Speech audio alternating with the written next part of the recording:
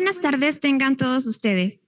La Universidad de Guadalajara, el Centro Universitario de Ciencias Económico-Administrativas, a través de doctorado en estudios fiscales, maestría en estudios fiscales, maestría en finanzas, división de contaduría en CUSEA y departamento de impuestos, departamento de contabilidad y departamento de finanzas.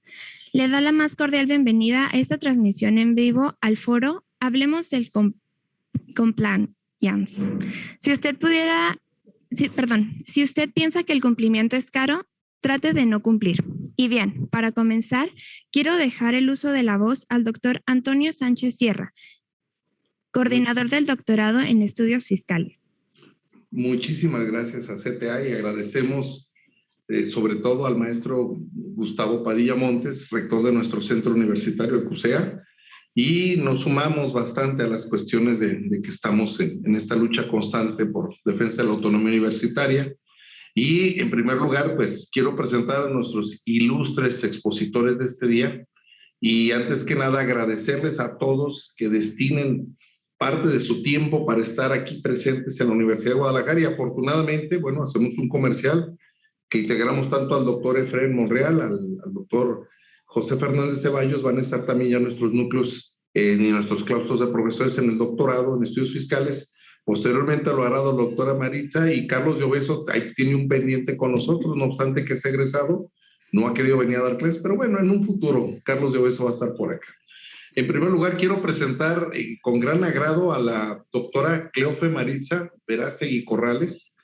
Ella es profesora y doctora en Política Fiscal y Sistemas Tributarios por la Facultad de Ciencias Contables de la Universidad Nacional Mayor de San Marcos, con experiencia gerencial en empresas, en presidio del sistema financiero, en áreas de operaciones de negocios, banca personal, créditos y competencias, en la concepción y desarrollo de planes estratégicos orientados a resultados. Bueno, doctora, no quiero abundar más porque nos vamos a llevar mucho tiempo en su amplio y destacado currículum, ¿verdad? Muchísimas gracias.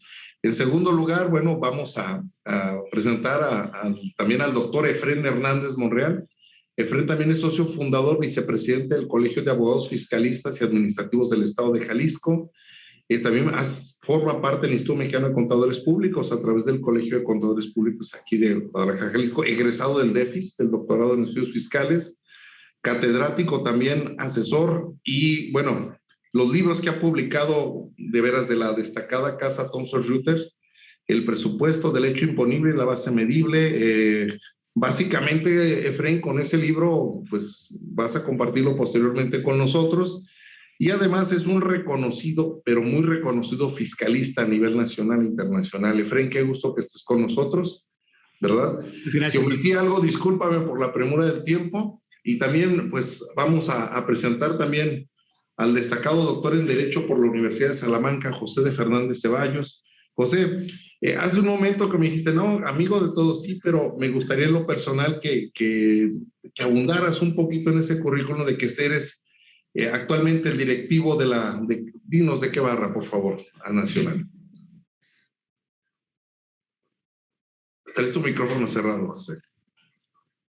No, mi estimado Antonio, exclusivamente saludar a todas y a todos los que nos están viendo. Desde luego agradecer al CUSEA, agradecer a mi amigo el doctor Efraín Monreal, a mi amigo el doctor Juan Carlos Lloveso, a mi amiga la doctora Maritza Verástegui y desde luego también a ti, mi estimado Antonio. Un fuerte abrazo y yo encantado de participar aquí con ustedes. Voy a presentar, José, a nuestro último invitado del ITESO, el doctor Carlos Lloveso, egresado de nuestro doctorado, igual que el doctor Efraín. Qué gusto que estés otra vez en casa, Carlos.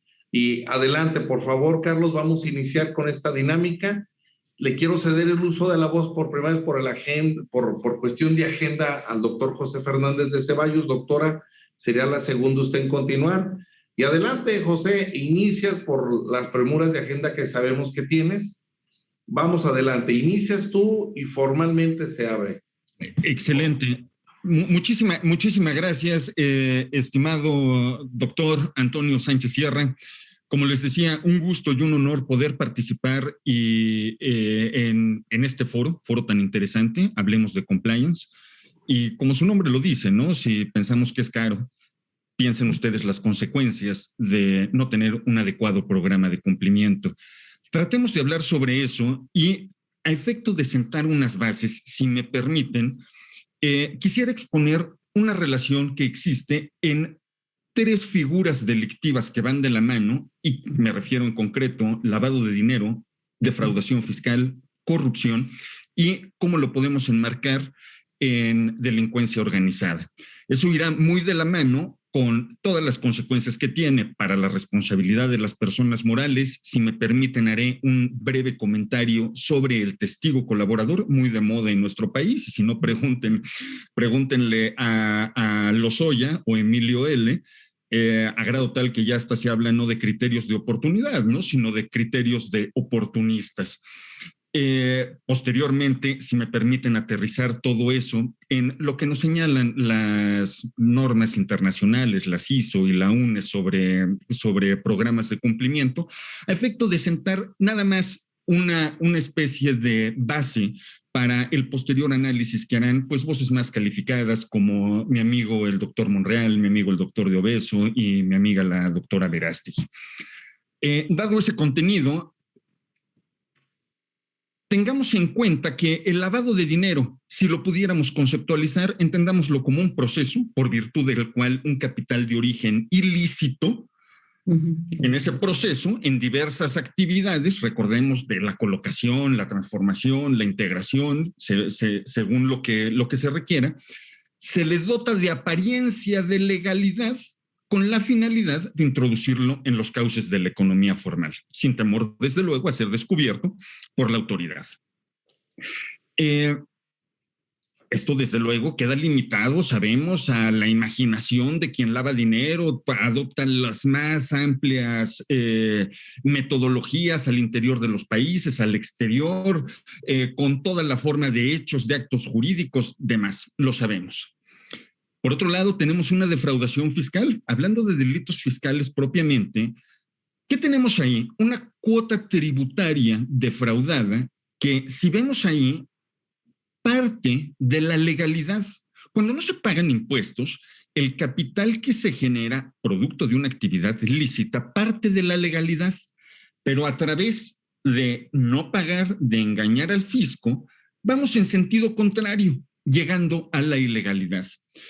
Esto viene a colación y quiero resaltarlo por la, si me permiten la expresión, ¿no?, de tara histórica que venimos arrastrando de aquel 115 bis que existía en el Código Fiscal de la Federación, donde cuando cumpliendo compromisos internacionales México, allá por el año del 88, cuando se firma esa Convención de Viena sobre el tráfico, contra el tráfico ilícito de estupefacientes y sustancias psicotrópicas, cuando en primer lugar se menciona el lavado de dinero, ¿dónde metemos en México el lavado de dinero? Y ante el no conocer, ¿qué decimos? Pues vamos a meterlo en un código fiscal, en lo que les menciono, en ese entonces 115 bis del Código Fiscal de la Federación, y ahí regulamos por primera vez lavado de dinero.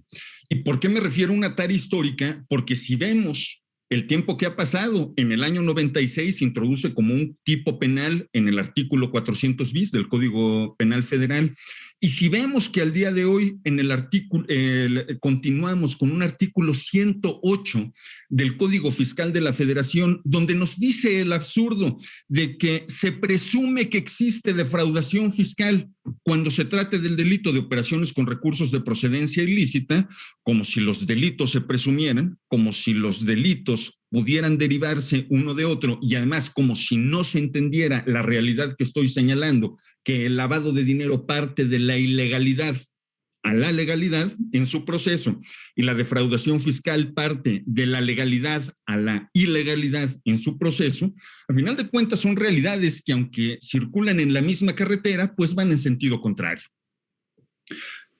A todo esto hay que añadirle como colación los delitos de corrupción, mal entendidos, mal planteados en esa reforma al Código Penal Federal del año 2016, de mayo de 2016, donde se fusionan título 10, delitos cometidos por servidores públicos, y 11º por servidores públicos en contra de la Administración de Justicia, y se crean los delitos de corrupción.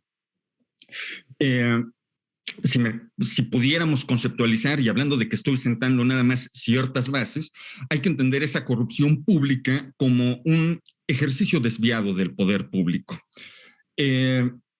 Pero quiero señalar dos tipos penales que tienen especial relevancia a partir de la reforma de abril de 2019 que podemos observar en el segundo párrafo del artículo 19 constitucional cuando hablamos de delitos de prisión preventiva oficiosa.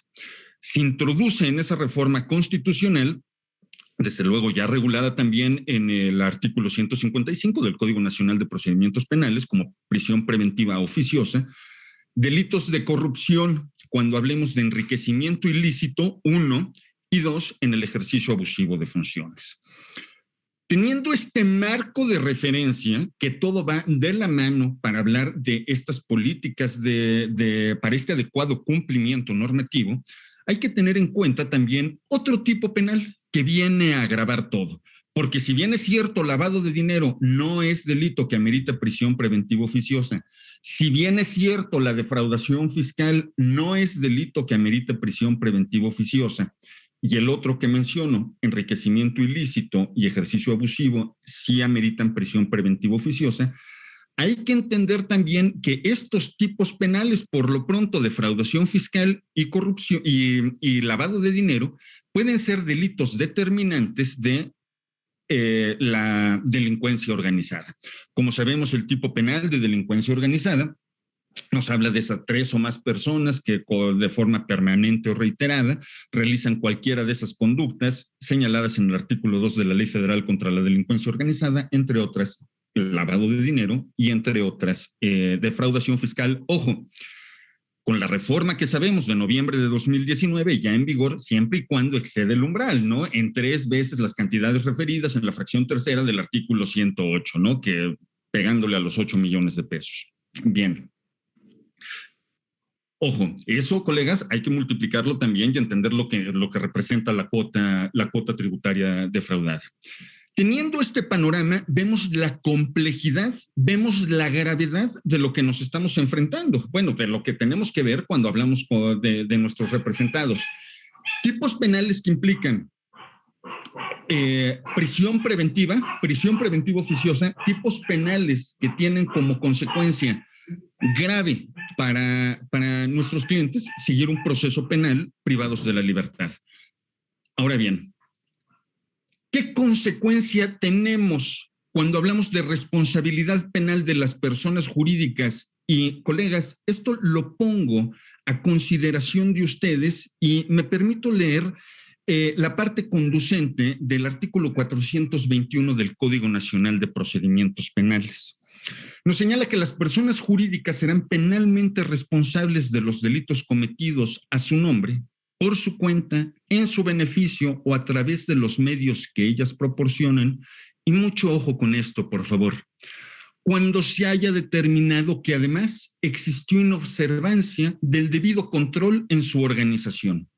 Es fundamental esto, colegas. Desde luego tenemos un 31 bis del Código Penal Federal, pero en la materia procedimental, en la materia adjetiva, la responsabilidad penal de las personas jurídicas trascenderá cuando se haya determinado que además existió inobservancia del debido control en su organización.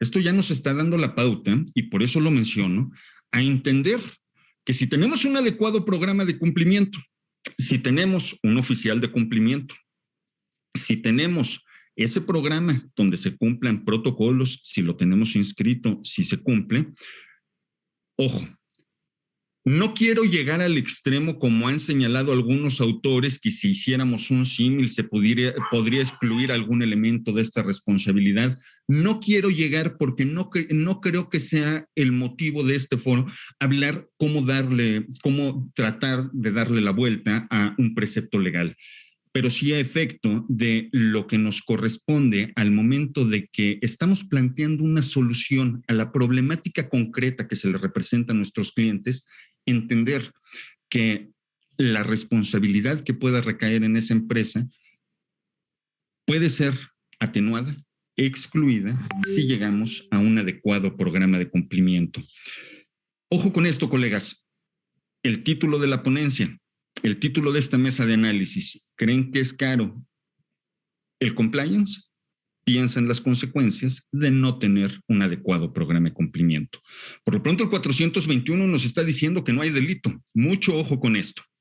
Regreso a esto en un momento más, porque quiero hablar de este criterio de oportunidad que está muy de moda, que va muy de la mano y tiene muchísima relación con todo lo que estamos hablando. Ojo con esto, colegas, porque para efecto de la defraudación fiscal, si ustedes recuerdan lo que dice el artículo 256 del Código Nacional de Procedimientos Penales, cuando habla de los criterios de oportunidad, en concreto la fracción quinta de dicho precepto de la ley adjetiva, nos habla de que cuando un imputado, ojo con estas figuras, colegas, cuando un imputado aporta información fidedigna para perseguir a un delito y un delincuente más que ese delito sea más grave que aquel por el cual se persigue este imputado y se comprometa a comparecer a juicio, se extingue el ejercicio de la acción penal.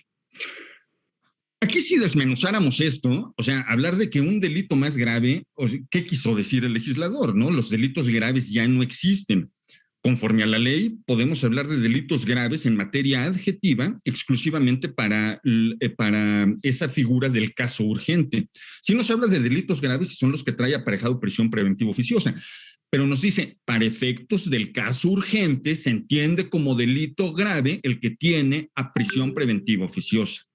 Entonces, hablar de delitos más graves, ¿qué quiso decir el legislador? ¿Qué entendió ahí? ¿Uno que tiene una pena mayor? ¿Uno que suena más? ¿Uno que es más mediático? ¿Uno donde le permiten a un delincuente despotricar en contra de N cantidad de personas y sin pruebas ni nada se le da por verídico? Desde luego que esa no es la finalidad. ¿Cuál es la finalidad? Si me permiten también una expresión coloquial, ir por el titiretero, no por el títere. Eso, en una adecuada política criminal, pudiera tener muchísimas ventajas, bien implementado. Vamos a ver cómo se desarrolla eso en nuestro país, sobre todo, como mencionaba, en casos concretos que son de dominio público y de relevancia nacional. ¿Qué nos dice ese criterio de oportunidad para el caso de la defraudación fiscal? Porque uno de los presupuestos para aplicar un criterio de oportunidad es que se repare el daño. Pero en el caso de la defraudación fiscal, este testigo colaborador no va a estar obligado a la reparación del daño. El beneficio que se tiene aquí, el plus que se tiene para incentivar a estas personas que se persigan a poder delatar, a poder ir en contra de otras personas que cometan un delito más grave o que sean más representativos en esa estructura criminal, se señala que será el beneficiario final aquel que tenga que reparar el daño. Esto es de especial relevancia y de especial trascendencia, porque si ponemos nuevamente sobre la mesa un caso de interés mediático, como el caso de Emilio L., respetando presunción de inocencia, ¿qué es lo que se señala, no? A ver, si hablo exclusivamente de lo que ha trascendido a los medios, de lo que podemos hablar. Colegas, desde luego no tenemos el expediente en las manos para analizar, ¿no? Pero si dicen, es una persona que se le acusa de haber recibido $10 millones, dejémoslo ahí, $10 millones, independientemente de cualquier otra conducta. Un soborno de agente público extranjero para efecto de los brasileños, ¿no? El caso Odebrecht, pero que recibe $10 millones. ¿Qué es lo que nos dice aquí el 256, fracción 5, en relación con el antepenúltimo párrafo? Nos dice, bueno, aquí este soplón, independientemente de que sea un delincuente, tiene que aportar información fidedigna en contra de otras personas por delitos más graves. Pero además, este delincuente no va a tener que reparar el daño, va a tener que reparar el daño quien se benefició, quien materialmente, ese beneficiario final, quien materialmente pudo disponer de esos bienes. ¿Quién será? No se ha determinado. Pero además, se compromete a declarar en juicio. Si recordamos la estructura del proceso penal, se aportan datos de prueba en una fase de investigación. En una etapa intermedia se ofrecen como medios de prueba y en una etapa de juicio se desahogan como prueba propiamente, es decir, comprometen a que ese imputado, a que ese delincuente no exclusivamente rinda una entrevista, sino que esa entrevista la sostenga en juicio a efecto de que sea prueba y se pueda condenar. En teoría, eso ya dependerá, no condiciona el criterio de oportunidad a un delincuente. Bien. Teniendo ese panorama, colegas, dejando sentadas esas bases a efecto de tener un programa de cumplimiento normativo que sea adecuado, entender la gravedad a lo que nos enfrentamos, la responsabilidad de las personas morales que puede ser excluida si se tiene un programa de cumplimiento normativo y se cumple. Pero además existe esa otra vía, esa tercera vía, llamémosle, para un criterio de oportunidad. Por último, que yo quisiera dejar aquí sobre la mesa, señalando la falta de regulación, por lo menos nacional. Sabemos que en Yucatán todo esto de hablar de compliance, esto que han tratado de aterrizar algunas normas internacionales, demás. Pero yo quisiera resaltar la como grave carencia que tenemos en nuestro sistema, la falta de una adecuada regulación de lo que tenemos que entender por programa de cumplimiento. Porque desde luego todos entendemos que ninguna persona moral es idéntica a otra, que todos se enfrentan diferentes riesgos, que hay riesgos en materia penal, que hay riesgos fiscales, que existen riesgos, y por eso hablamos de prevención del lavado de dinero, que existen riesgos de corrupción. A reserva de otros, ¿no? Responsabilidades laborales, al exterior, todo, pero hablo de las relevantes por lo que me toca a mi ámbito de competencia en materia penal. Todos nos hablan de tener códigos de ética, todos nos hablan de tener canales de denuncia, tanto al interior de la empresa, sin temor a ser reprendidos, hacia el exterior, que sean idóneos, que sean expeditos para que las autoridades conozcan, sobre todo en esto que se ha desarrollado más, ¿no? En materia de soborno, que se asimila a corrupción, que así lo quieren entender. Nos hablan también de tener... que en todo este gobierno corporativo exista también formas de recompensa, de asimilar todos estos riesgos, de una debida gestión de estos riesgos. Pero lo cierto es, colegas, que no lo tenemos regulado. Entonces aquí volvemos a esta misma trampa, 421 del Código Nacional, la responsabilidad penal cuando se incumpla con un programa de cumplimiento. ¿Pero qué tenemos que entender por programa de cumplimiento? Vean ustedes, una buena aproximación, la norma UNE 19601 nos señala, bueno, este estándar, ¿no, colegas?, que nos establece los requisitos para implementar, mantener y mejorar continuamente un sistema de gestión del compliance penal en las organizaciones con el objetivo de prevenir la comisión de los delitos en su seno y reducir el riesgo penal. Entendiendo también que esa prevención del riesgo penal va de la mano con el objeto social de la propia persona moral. No podemos hablar de prevención del lavado de dinero cuando no cae en un catálogo de actividades vulnerables, y ahí hay que recurrir al 17 de esa ley federal para prevenir e identificar operaciones con recursos de procedencia ilícita. Pero sí, cualquier persona moral pudiera estar expuesta a un soborno, ¿no? Piensen ustedes, en cualquier actuación con la autoridad. Habrá que tener presente eso en relación con el objeto social. Por otro lado, también me gustaría mencionar la norma ISO, la 19600 de 2015, sobre la gestión de compliance, que, como sabemos, es un conjunto de procedimientos y buenas prácticas adoptados por las organizaciones para identificar y clasificar los riesgos operativos y legales que se enfrentan cualquier sociedad y para establecer mecanismos internos de prevención, gestión, control y reacción frente a los mismos. Era lo que les mencionaba, ¿no? La gestión de los riesgos. Y algo que está más explorado en el ámbito internacional es señalo combate a la corrupción porque así lo han identificado cuando se habla de prevenir, denunciar, reprimir el soborno, tanto al interior como hacia el exterior, a grado tal que se ha tipificado por esa convención internacional el soborno de agente público extranjero, que lo tenemos como delito penal en nuestro Código Penal Federal. Es la norma ISO 37001 de 2016, que nos habla de la prevención del soborno, que sirve para ayudar a las organizaciones a implementar tanto canales de denuncia internos como hacia el exterior sin temor a ser reprendidos, precisamente para prevenir y para poder perseguir y sancionar adecuadamente el delito de cohecho. Dando este marco de referencia y sentando estas bases, no quiero seguir acaparando el micrófono.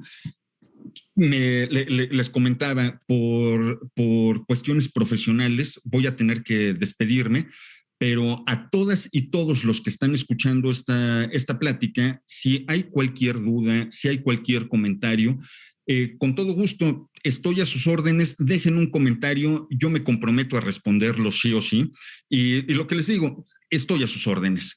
Me despido agradeciéndoles muchísimo su atención, enviándole un afectuoso abrazo a mi amigo Efrén. Efrén, muchísimas gracias, sabes que se te aprecia mucho, mi amigo Juan Carlos, lo mismo digo, mi estimado amigo, un afectuoso abrazo.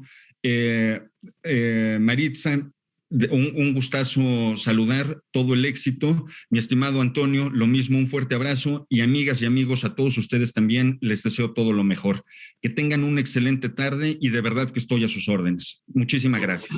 José, pues te agradecemos muchísimo, sé que te tienes que ir y se me figuró que estabas detallando el caso de Lozoya, de cuando hablaste de tercero colaborador chismoso. Yo creo que también a nuestros legisladores de Morena, ya ves que tienen excelente técnica legislativa y hay que ponerlos a estudiar un poquito para las precisiones de nuestros códigos y de nuestros cuerpos normativos sancionadores, toda vez que, como lo señalaste, no se identifican con precisión quién, cómo, cuándo y dónde determinados momentos de conductas delictivas. Pero bueno, ya es pedirle mucho a Morena o al presidente. Mejor en lo futuro hacemos otro nuevo webinar donde tú propongas los cambios técnicos junto con Carlos Lloveso, Juan Carlos y con Efrén, porque este es un tema delicado. O sea, yo creo que a raíz de la reforma a código, si no es como dicen aquí en Jalisco, si no es burro, es burro. O sea, de que te meten a la cárcel, te meten a la cárcel, y como dice un buen amigo de inteligencia financiera, un vaso de agua y una orden de aprehensión no se le niegan a nadie. Pero mi estimado Antonio, y ve la gravedad de eso. Cuando nos planteamos este nuevo sistema penal, ¿qué decíamos? El anterior sistema atenta gravemente contra la libertad personal. Se entiende como medida cautelar la cárcel, la prisión preventiva, y entonces se ha asimilado para la sociedad que esa prisión preventiva como medida cautelar es la pena, es la sanción, a grado tal que en el inconsciente colectivo hemos escuchado a muchísimas personas decir, a mí no me importa si lo condenan, sino con que tenga el proceso en la cárcel. Y estamos volviendo paulatinamente a eso, de alejarnos completamente, decir, vamos a dejar 4 tipos penales, ya llevamos 30 y tantos, y se plantea todavía incrementar esos tipos penales que tienen prisión preventiva oficiosa. Entonces, ¿cuál es la razón de ser de eso? Todo lo que nos plantearon en su momento de que el hacinamiento en las prisiones, la imposibilidad de la reinserción, la imposibilidad de la resocialización, todo, pues estamos volviendo paulatinamente a lo mismo. Creo, mira, concluyendo, porque sé que tu agenda, mira, efectivamente tenemos un caso relacionado con el cumplimiento de obligaciones. Ahora la recaudación histórica que tuvo el SAT, 21,000 millones de pesos, cobrándoles con una extorsión jurídica que se encontraban por ahí controvertidos, algunos en acuerdos conclusivos, algunos en juicio, y se presentan y que les dicen, mira, como presumo en términos del 92, primer párrafo, la cuestión de la posible comisión de delito de defraudación, que les presentaron a muchos las denuncias correspondientes. Así quien quiere pagar con la pistola en la cabeza, cualquiera paga. Eso no se vale. En posteriores webinars ya te queremos amarrar desde ahorita, ya te mando el contrato para que lo firmes, o aquí tengo testigos que ya estamos cerrado en esta situación. ¿Te parece, José? Cerrado, hecho. Y te vamos a quitar más tiempo, y aquí también está tu casa, la Universidad de Guadalajara. Lamentablemente en esta ocasión me tengo que despedir, pero a la próxima todo el tiempo que sea necesario estoy a sus órdenes. Vas a ver que sí, claro que sí. Te despedimos y le vamos a hacer el uso de la voz a la doctora Maritza. Fuerte abrazo. Que estén muy bien. Gracias. Hasta luego. Cuídate, José. Hasta pronto. Doctora Maritza, en su opinión, a lo que mencionó el doctor José, ¿cómo considera usted? ¿Es caro o no es caro? ¿Y qué medidas se debe de cumplir el empresario de término medio para estas situaciones? Por la experiencia que usted maneja, ¿cuál sería lo básico en tener ese cumplimiento de obligaciones empresariales, o en qué entorno se debe de manejar? Y en un punto muy fino, en su experiencia internacional, comparativamente, ¿cuáles son los errores más comunes que comete el empresario? Porque ¿se les hace caro o se les hace barato? Adelante, doctora. ¿Qué tal? Muy buenas tardes, doctor Antonio Sánchez Sierra. ¿Qué tal, Juan Carlos Oeso, Efren? Un gusto volverlos a ver después de mucho tiempo, cuando hemos compartido las aulas del DEFIS en el 2014, durante un programa que estuve ahí de pasantía. Muchas gracias por la oportunidad nuevamente de estar justamente compartiendo a través de este medio, y qué mejor que CUSEA y con la Universidad de Guadalajara. Pasando a su pregunta, Antonio, dentro de lo que yo he visto en mi experiencia, sobre todo en pequeños empresarios, pues para ellos les resulta muy caro, ¿no? Y sobre todo es el tema de la cultura, ¿no? Ellos empiezan, por ejemplo, sin más no decir, con la cultura del impago. Empezamos con la cultura del impago de los créditos. Desde ahí nos preguntamos justamente cuál ha sido, por qué esa cultura, ¿no? Y si ahí lo trasladamos a un tema de cumplimiento, pues ni siquiera pueden con el pago de sus créditos, ahora menos con un programa de cumplimiento. Justamente antes de empezar esta reunión estábamos hablando con Efren. El tema es un tema que debió empezarse desde la cultura, ¿no? De la educación, desde los niños, ¿no? Crear esta cultura de compliance, pero una cultura realmente que debería de transmitirse justamente desde que inician los estudios escolares, porque de esa manera podríamos desarrollar y se podrían aplicar los programas de cumplimiento. Mientras no exista eso, dentro de toda la experiencia que veo, y por mencionar, ya que están mencionando casos, pues en Perú, uno de los primeros empresarios bancarios del primer banco, digamos, en el Perú, pues él ha financiado la campaña de la candidata presidencial, que es la señora Keiko Fujimori. Entonces, ese banco tiene otros bancos corresponsales, y son dueños de un banco que es el Atlantic Security Bank. Entonces, dio una donación, por decirlo, ¿no?, de $3.600.000 para su campaña. Eso recién ha salido a la luz justamente en estos momentos, cuando nosotros también, como saben, acabamos de terminar las elecciones presidenciales. Ya llevamos un poco más de un mes. Perdón, sí. Doctora, la interrumpo. Sí. En México, nuestras leyes electorales prohíben que las personas jurídicas con ámbitos mercantiles realicen ese tipo de donaciones. ¿Sí? ¿En Perú no es exigible? Sí. Sí, lo que pasa es que realmente esto ha salido, digamos, reciente a la luz, porque alguien fue que reveló esa información, ¿no? O sea, fue justamente por un canal que se recibió la información. Está prohibido definitivamente. Entonces, bueno, pero usted sabe, ¿no? Cuando hay este tipo de campañas electorales, pues los candidatos son sujetos a que le saquen, digamos, a la luz algunos temas ocultos que tenían, por decirse. Y eso es lo que llevó justamente, y la pregunta que yo me hacía, imagínense, ¿no? ¿Cómo es que una empresa bancaria de tanta envergadura puede verse inmiscuida en esto? Entonces, imagínense, ¿no? Es un tema, por eso también de valores, el tema de la ética, independientemente, digamos, de que seas de bajos recursos o de altos recursos económicos. Entonces, estamos ahí, las leyes están dadas. En nuestro país existen justamente dentro del mercado de dinero y el mercado de capitales, Y hay entes supervisores, como son la Superintendencia de Banca y Seguros y la Superintendencia de Mercado de Valores.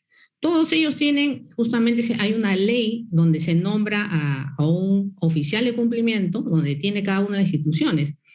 Las estadísticas últimamente en el país, fíjense que a través de los bancos es que se está dando justamente mayores reportes de operaciones sospechosas, seguidas de ¿quiénes? De las notarías. Entonces, es bastante preocupante en este país, viendo un poco las estadísticas, ¿no? De lo que está sucediendo. Y empezamos, por eso digo, a través de los bancos. Es más, esto no solamente dentro de los bancos, también, y eso es algo que lo vi en el año 2000, claro, cuando yo regresé justamente de la pasantía en el 2014, tuve la oportunidad de estar en un órgano de control interno, en una caja municipal, y lo primero que vi es justamente que tenían una sucursal en la frontera sur del país, donde vi que justamente de manera irregular muchas operaciones, una sola persona, y que retiraba dinero en la mañana y luego lo ponía en la noche. Entonces la depositaba en la noche. Entonces era bastante, si empezaba a sumar todo lo que había hecho durante todo un año, era más o menos $7 millones. Entonces cuando empiezo a averiguar sobre el tema, pues veo la dirección, pues tenía familiares en Tacna, averiguo, y ¿qué resulta? Era una persona que cambiaba dólares, una persona natural que cambiaba dólares. Entonces yo digo, ¿dónde están justamente los programas de cumplimiento que ya estaban dados? Entonces hay muchos vacíos realmente. ¿Y a qué voy? De que además de las cajas, hace mucho tiempo, además de las cajas, otras entidades que prestan dinero son las cooperativas, donde hay socios. Entonces recién, no hace mucho, en nuestro país, la Superintendencia de Banca y Seguros se está haciendo cargo de la fiscalización y la supervisión de estas cooperativas. Entonces, ¿por qué? Porque también han detectado pues, que se dan también ahí, y son cooperativas y de personas de bajos recursos, supuestamente, ¿no? Entonces se dieron con la sorpresa de que como era una persona que pedía $10,000, a la semana nuevamente pagaba los $10,000. Entonces se vieron operaciones como esas, bastantes reportes, y entonces ya se decidió que ahora sea la superintendencia que también abarque y amplíe un poco más el ámbito de supervisión. Entonces esa es un poco la experiencia que se está dando en mi país, ¿no? Perdón, doctora. Bueno, en el caso, aquí hay unas situaciones un poquito terroríficas que también se manejan de esta situación, que las se han vivido en las casas de cambio aquí en Guadalajara, no vayamos tan lejos, que las personas pueden llegar con cantidad de dólares y las casas de cambio le dicen, oye, ¿y de qué eres? No, pues es que trabajé en el extranjero y me traje el dinero. Es muy común el envío de remesas, pero ¿quién no nos dice que en esas remesas puedan meterse por ahí algunas cuestiones de narcotráfico, que es muy común, como le llaman los narcotraficantes comúnmente hablando, bajar el dinero de los Estados Unidos de América, y utilizan muchísimos de estos braceros, o bien lo hacen en especie, en importación de vehículos, de mercancías. Entonces son unas operaciones muy comunes que, sin embargo, para las pymes en México, salvo que ahorita nuestros dos invitados me digan si existe alguna norma que los obligue a tener cumplimiento, si la ley de pymes lo prevé, bueno, según creo no, pero ahorita ustedes son los especialistas. Y doctora Maritza, ¿qué modelo tienen en Perú o en otros países que usted ha estudiado para el cumplimiento de las pymes de algunas operaciones, cuando menos básicas, que ameriten riesgo para el empresario? Sí, todos, al igual como señaló nuestro amigo José Fernández de Ceballos, también aquí están los programas, y justamente hay una ley, ¿no? La 3424, que señala que justamente existe la obligatoriedad de que todas las personas jurídicas, ¿no? Deberían tener un programa de cumplimiento. Entonces, se le exoneraría a la persona jurídica, ¿no? Si ese programa no funciona, es decir, no se detecta, lo cual, por ejemplo, ahí no me parece, digamos, de una manera, ya que estamos acá con Efraín y estamos con Juan Carlos, su opinión jurídica, ¿no? Porque yo no soy abogada, soy contadora.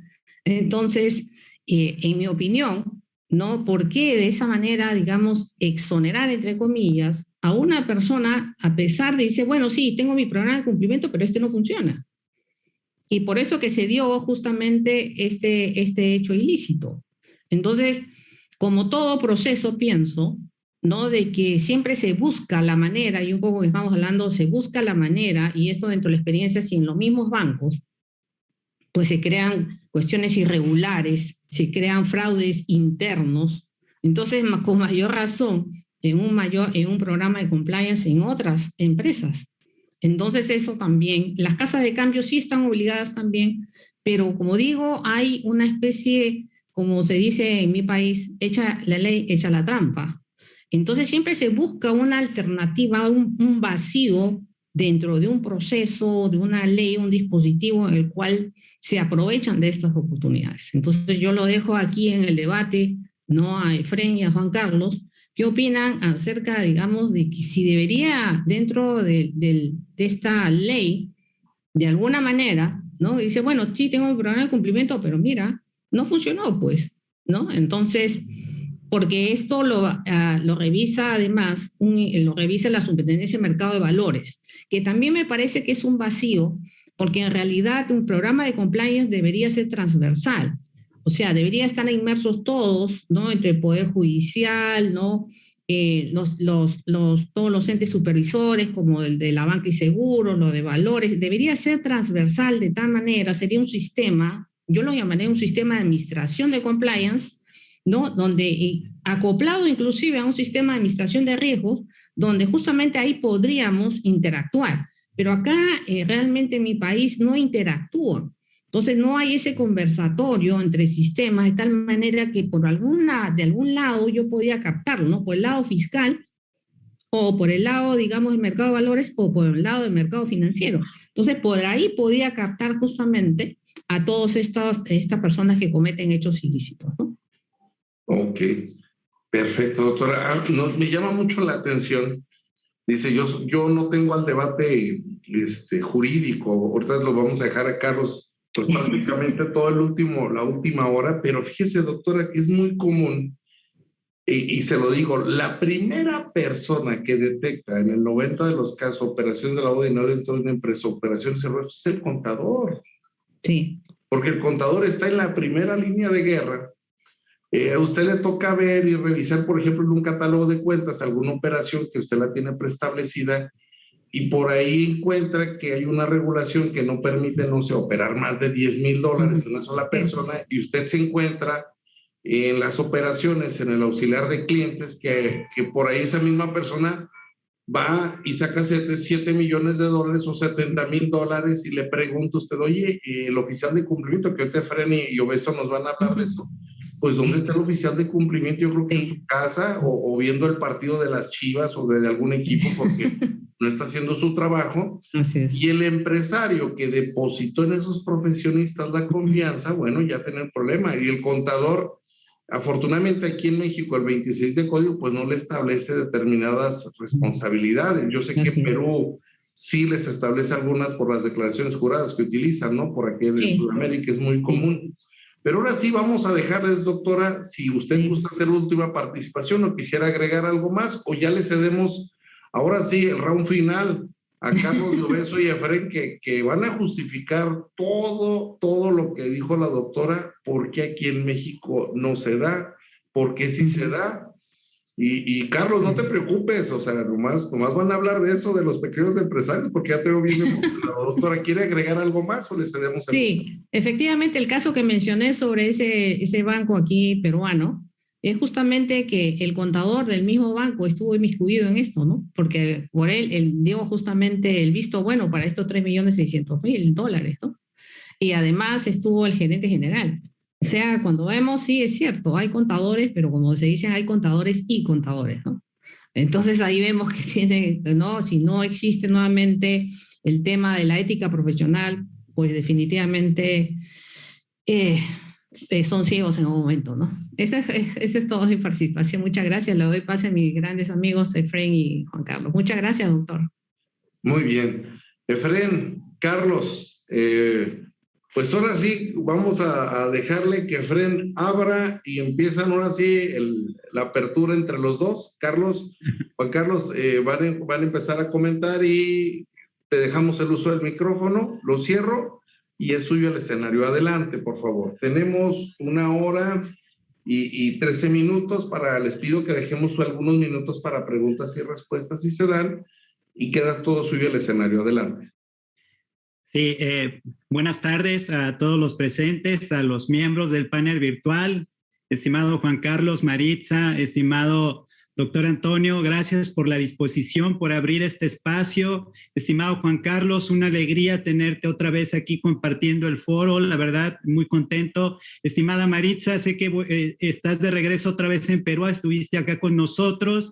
Y también, aunque no está presente, felicitar a nuestro amigo José Fernández, que hoy tuvo que atender un asunto precisamente de lavado de dinero o presunción de portar 5 millones de dólares en un vuelo comercial, ¿no? Pero bueno, interesante todos los comentarios que han hecho. Y más allá de eso, como decía la frase inicial, de que el no tener un plan de cumplimiento es fatal, es complicado en este escenario de hoy en día que vivimos en México por el tema de la responsabilidad penal de las personas morales. Y antes de que se me olvide, Juan Carlos, en cualquier momento, pues tú siéntete allegado a interrumpir, es tu foro, es tu casa.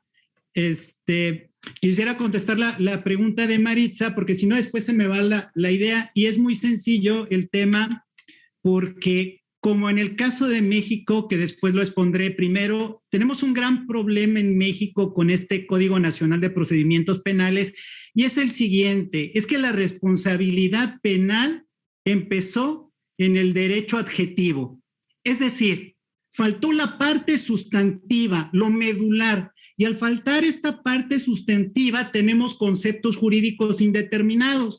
Y entonces tenemos un concepto jurídico indeterminado que es la debida inobservancia, la debida observancia de los controles dentro de una organización.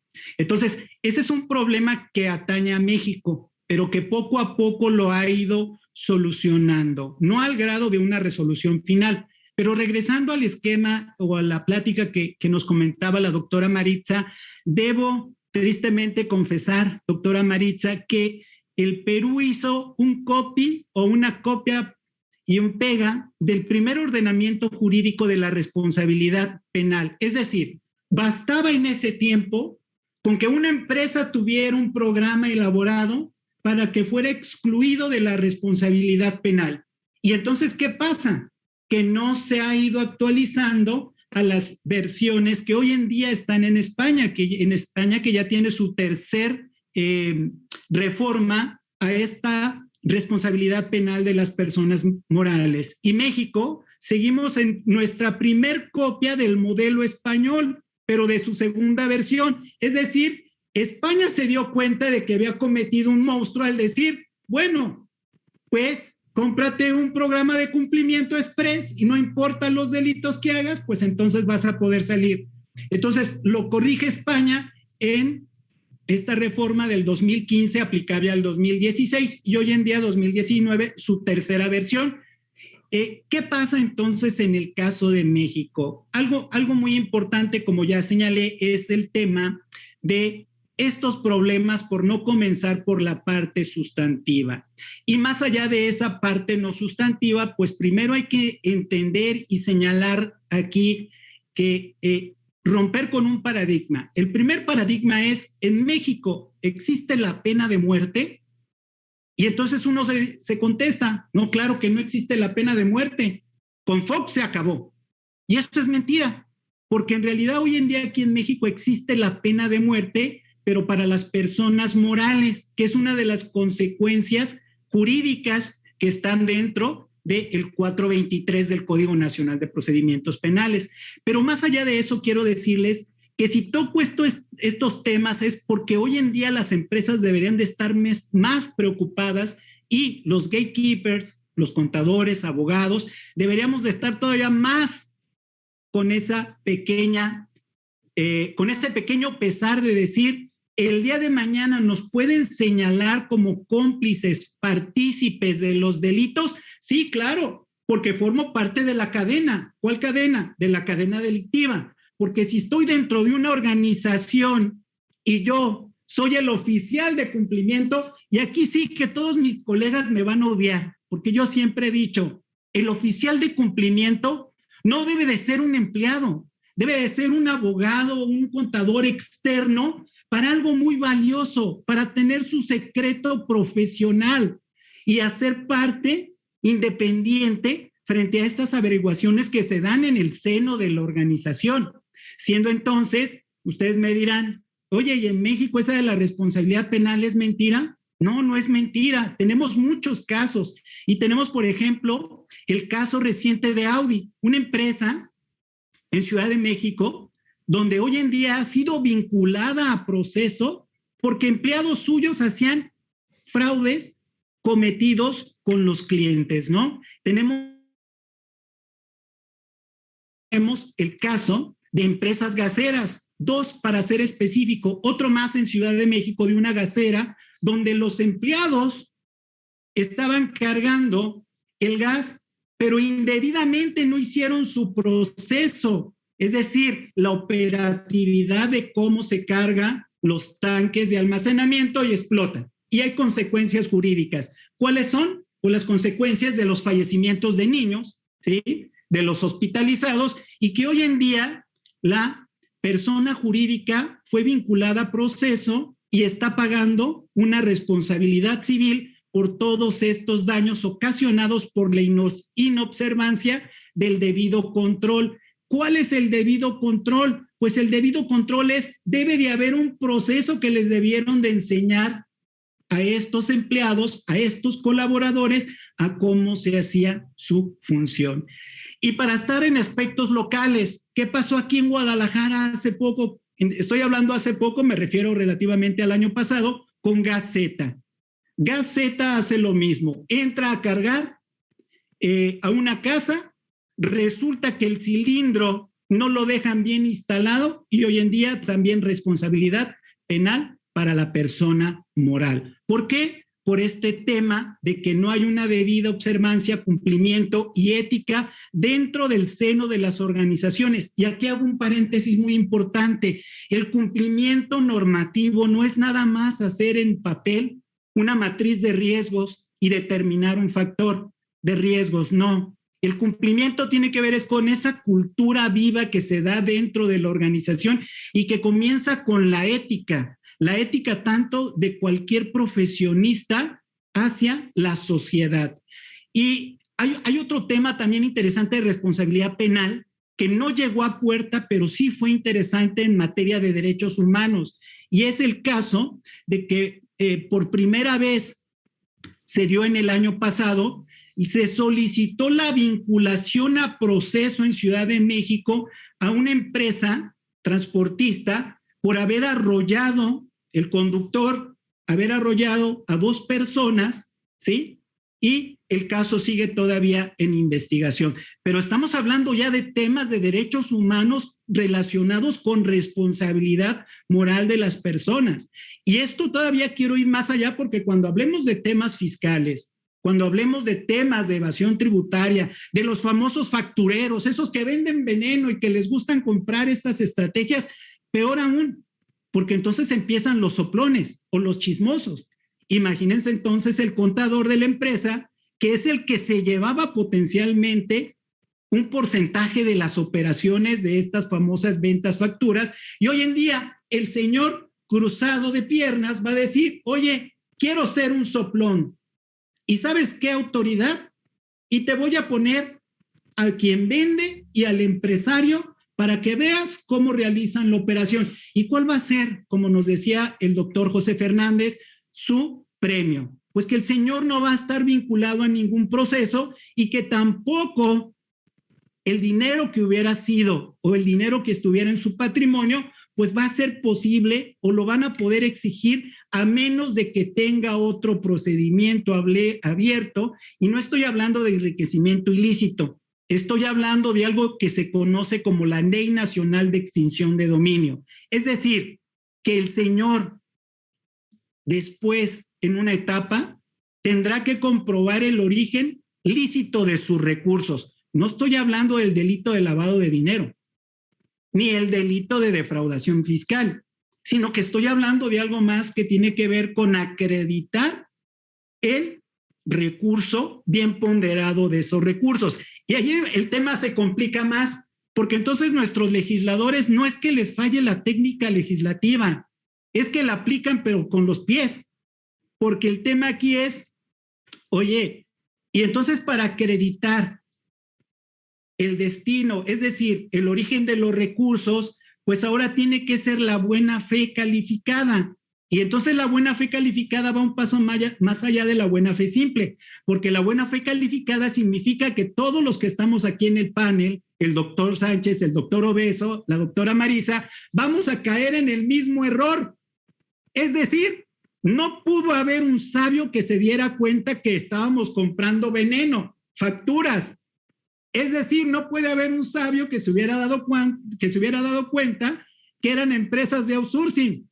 Entonces, el problema ahí se complica, ¿no? Y más con el tema de los cumplimientos, porque volviendo al apartado de qué es un programa de cumplimiento, un programa de cumplimientos no se hace el express y no es un copy ni un paste.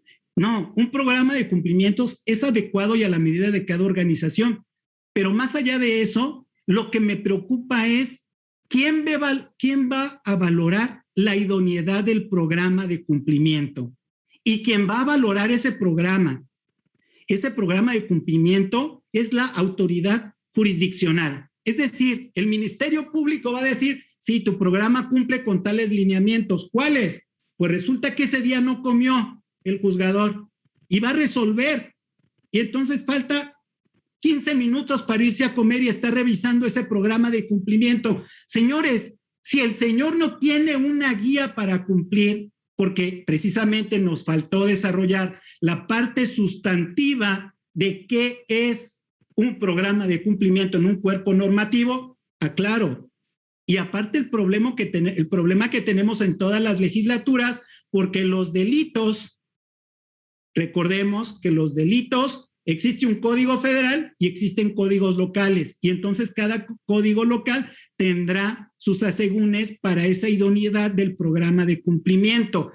Entonces, cuando el juzgador esté resolviendo y tenga hambre y no tenga lineamientos como el DJO, es decir, el Departamento de Justicia de Estados Unidos, donde por lo menos hay directrices para que estos operadores jurídicos puedan palomear estos temas de cumplimiento, pues ya quiero ver cómo va a ser este programa de cumplimiento para los juzgadores. Es decir, va a ser inoperante. Y entonces no es que no sea costoso, es que ni siquiera aunque sea costoso, es beneficioso.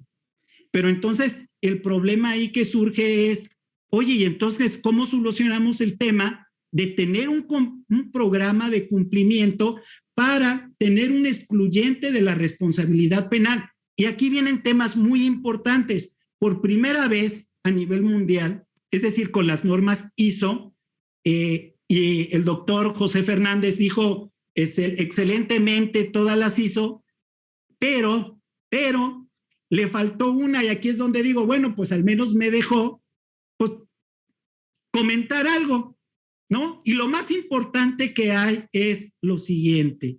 Por primera vez se da a nivel mundial la norma 37.301, que suple a la 16.000. ¿Qué es esto, señor?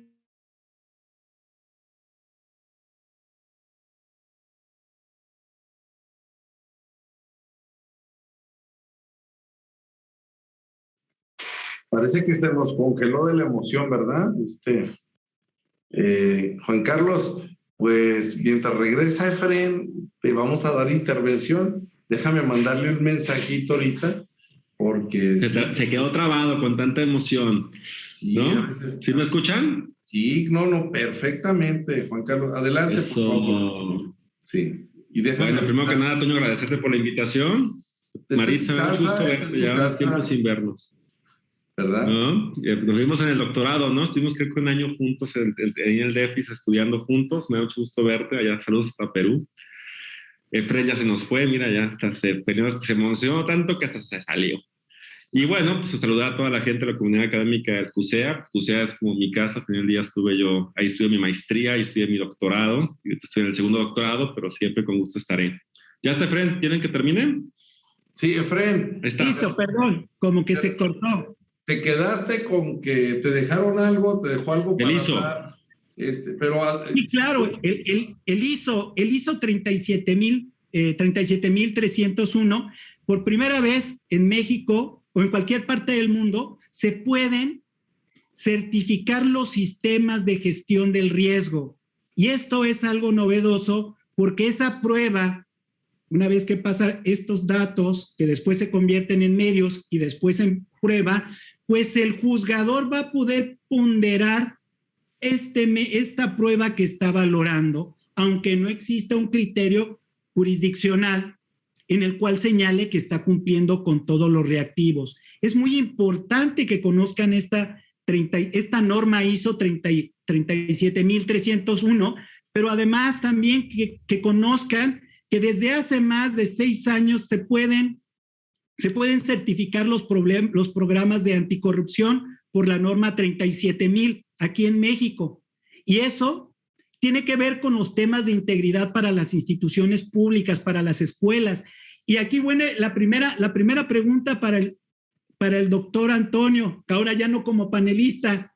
¿Qué tal la Universidad de Guadalajara con su programa de integridad? Y es algo muy importante porque lo estamos viviendo en el caso de Perú, con la doctora Marisa, que estamos tratando de instrumentar en el Perú estos programas que se les llama de integridad dentro de las organizaciones o sociedades que se dedican a la enseñanza, porque es importante proteger el seno de no temas de corrupción en las escuelas o en los niveles, ¿sí?, que son públicos. Entonces, es importante tener conocimiento de estas normas ISO, saber que ya están ahí estructuradas, pero también importante es saber que los temas de responsabilidad penal se activan siempre y cuando exista un número clausus o número cerrado de delitos en el catálogo penal. Es decir, si la responsabilidad penal opera para las personas jurídicas, pues primero buscar en el catálogo que se encuentra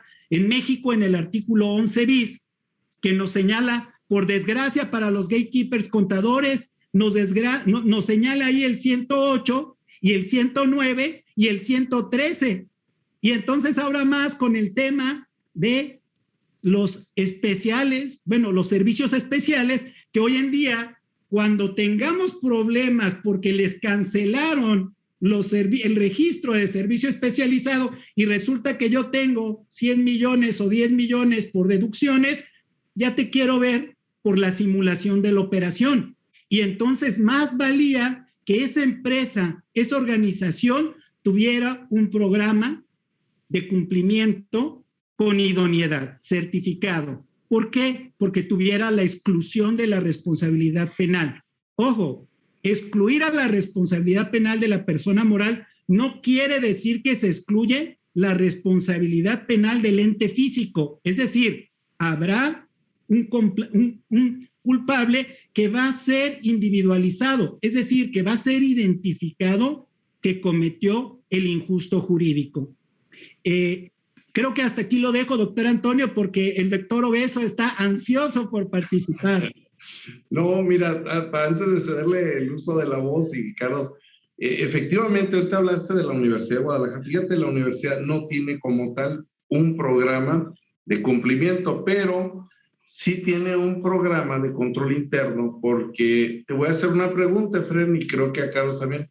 ¿Sabes cuál es la universidad pública más auditada de los últimos 6 años? La Universidad de Guadalajara. La Universidad de Guadalajara.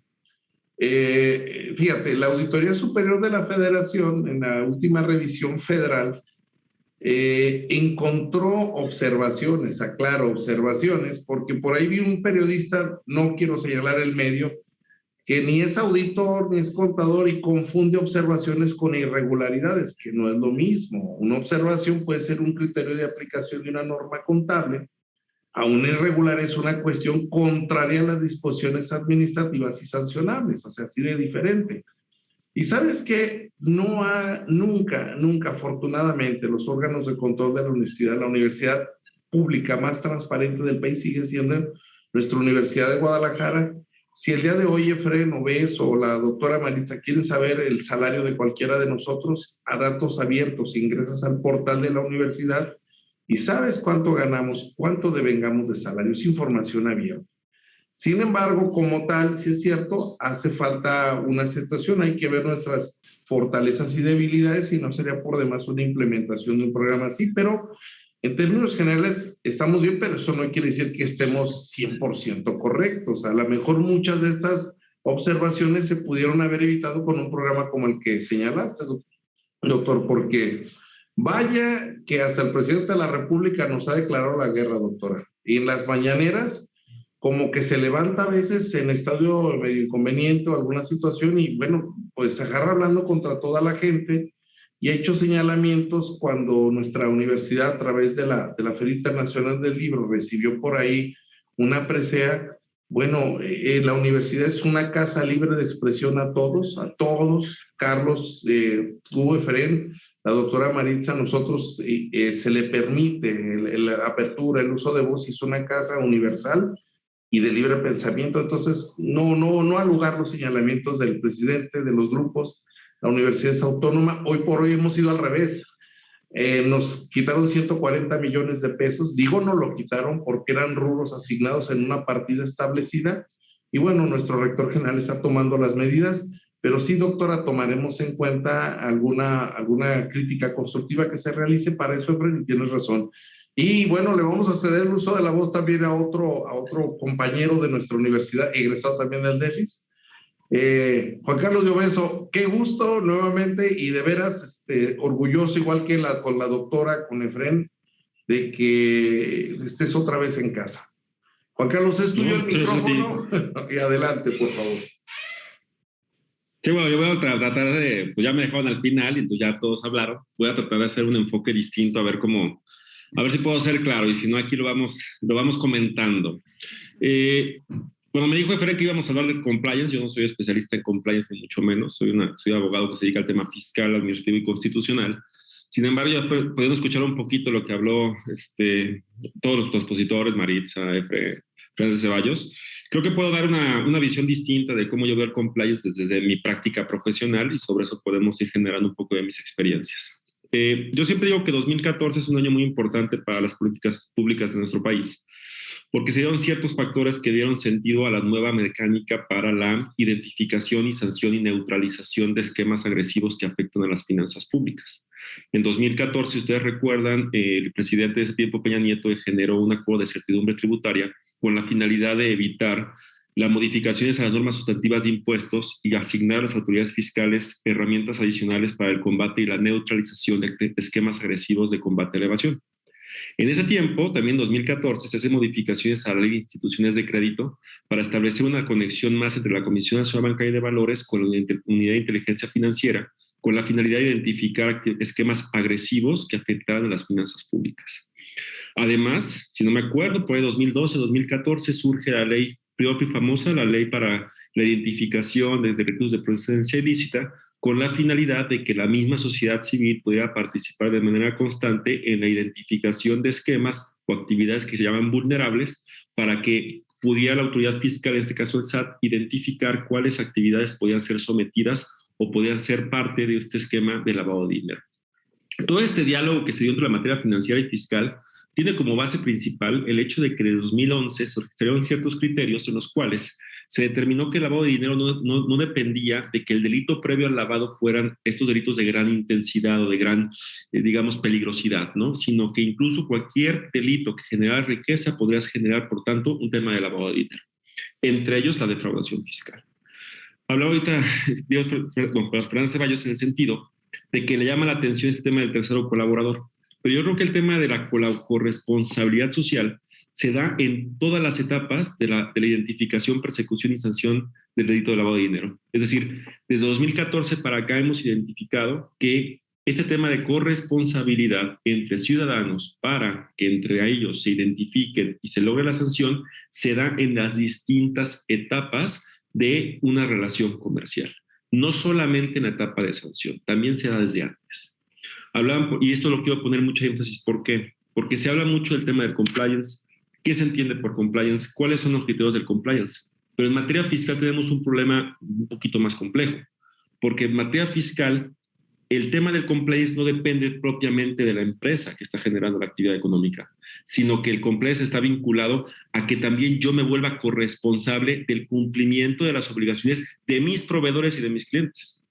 Es decir, lo que ha sucedido actualmente en materia fiscal y que creo que no se está observando en términos de compliance es que para efectos fiscales no es suficiente que yo tenga mi programa de cumplimiento específicamente, sino que además necesito que ese programa de cumplimiento logre volverse un ente fiscalizador de aquellos clientes y proveedores con los que yo me encuentro, porque el incumplimiento de esos terceros me lleva a mí un incumplimiento que me lleva a un fraude fiscal, un incumplimiento que con ese fraude fiscal me lleva necesariamente a un delito de defraudación.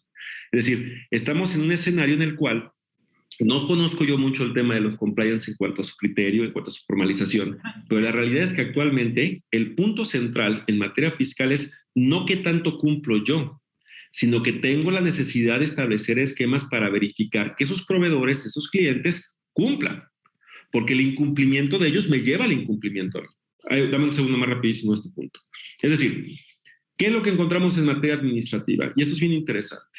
Una cosa es la materia fiscal, la materia administrativa, como está diseñada, y voy a explicarlo rapidísimo, está encaminada, ahorita hablaba de la muerte, ¿no? En materia administrativa lo que se pretende es neutralizar las actividades y residuos bajo lo que llamamos la muerte civil, es decir, sacar de la actividad económica a ese ente. Independientemente de la sanción económica que se puede incrementar en términos administrativos, si ustedes revisan cómo está trazada la metodología de la materia administrativa para neutralizar actividades de defraudación fiscal que lleven al lavado de dinero, es hacer la muerte civil de la empresa o del contribuyente, ya sea mediante un listado de un EFO o un EDO o mediante un listado de actividades de personas, ¿cómo le llaman? El listado de personas, bueno, de la 115 de la Ley de Instituciones de Crédito, que luego los eliminan de cualquier servicio financiero. No sé, Francisco, ¿vas a comentar algo? Yo te sigo con el speech. Sí, claro, son las listas negras, ¿no? Que hacen las instituciones financieras. Has comentado otra cosa muy importante, estimado Juan Carlos, que me recuerda que es aquí cuando identificas un charlatán de compliance y el gatekeeper que de verdad te habla de cumplimiento normativo. Y el tema aquí tiene que ver con que existe el compliance dentro y fuera. Cuando hablamos de compliance extra, es cuando estás hablando de esa verificación, de ese due diligence hacia el tercero de cumplimiento. Es decir, un compliance con un grado de 360, es decir, que te vincule a ti, que te rodea, pero que también vea a tus proveedores y a tus clientes, es posible. ¿Es creado? Sí. Y es el extra compliance que tiene que ver con limitantes a tus proveedores, tus clientes y terceros interesados. Y con terceros interesados me refiero a todos aquellos socios patrimoniales que te pueden contaminar también con temas de carácter fiscal, ¿no? Entonces, en materia fiscal existe la norma 19.602, que es también certificable a través de la 37.307. Es decir, tenemos todo hoy en día aquí en México para certificar modelos, y modelos tributarios sí, también, y podemos hacer certificaciones para que el de afuera cumpla, lo permite el compliance, y permiten las cláusulas, de exclusión de esos proveedores y las sanciones y las responsabilidades por incumplimiento de terceros en materia fiscal, si tenemos esos temas de cumplimiento normativo dentro de nuestras instalaciones.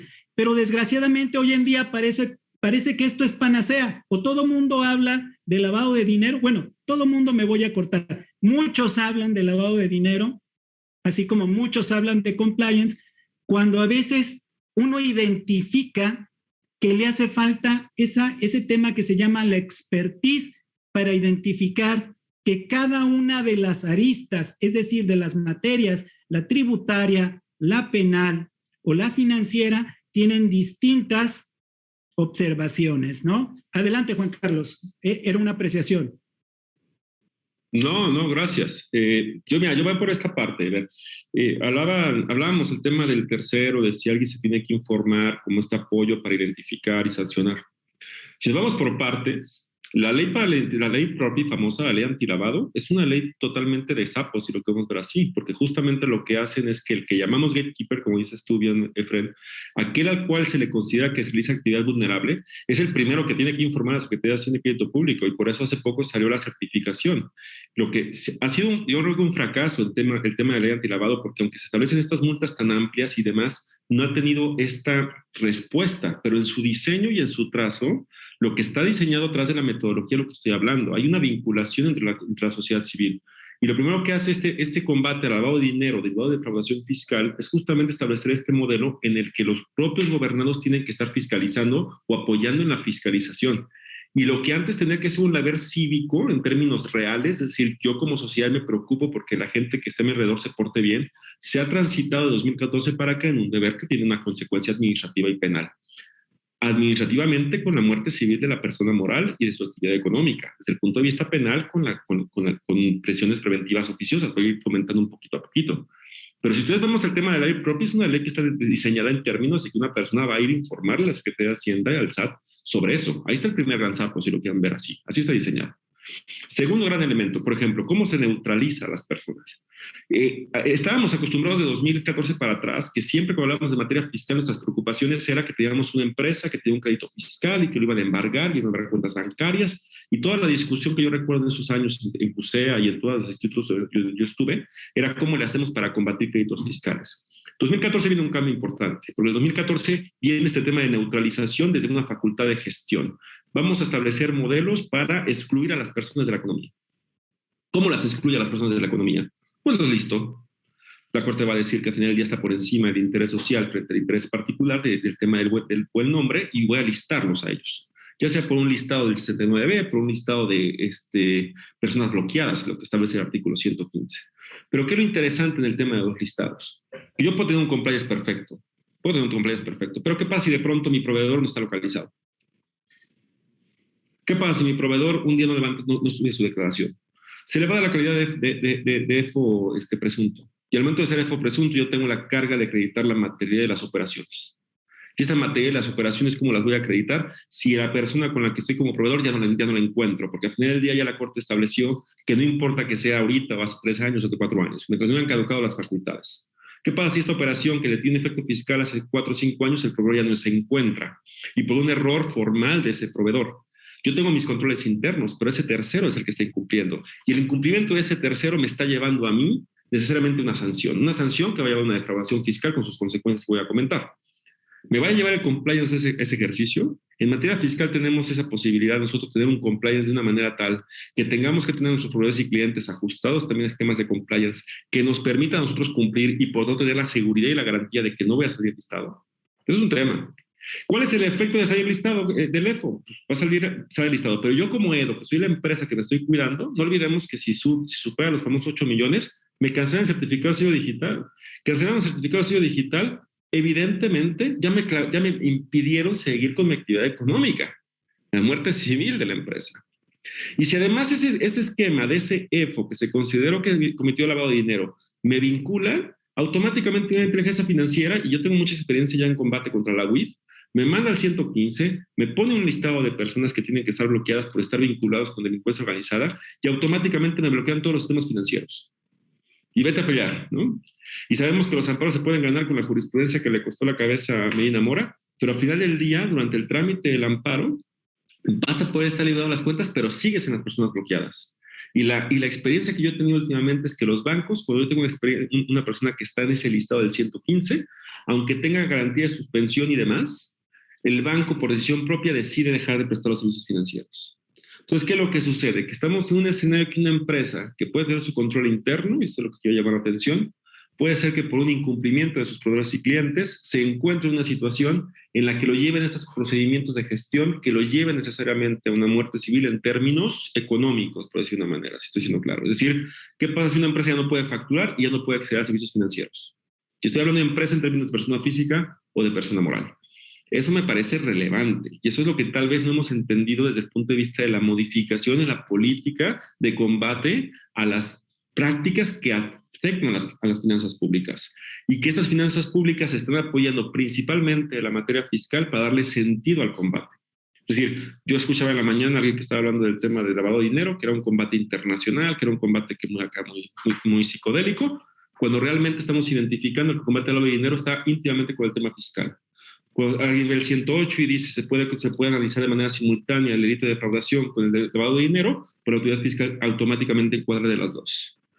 Y evidentemente el fraude fiscal se va a detonar no por compraventa de facturas, yo no voy a entrar ahorita al tema de compraventa de facturas porque eso ya está muy visto, sino por defraudación fiscal como tal, la consecuencia de la compraventa de facturas. Por eso el 5A se modifica y establecen que el artículo 113 bis no te lleva a un delito de resultado, sino de conducta.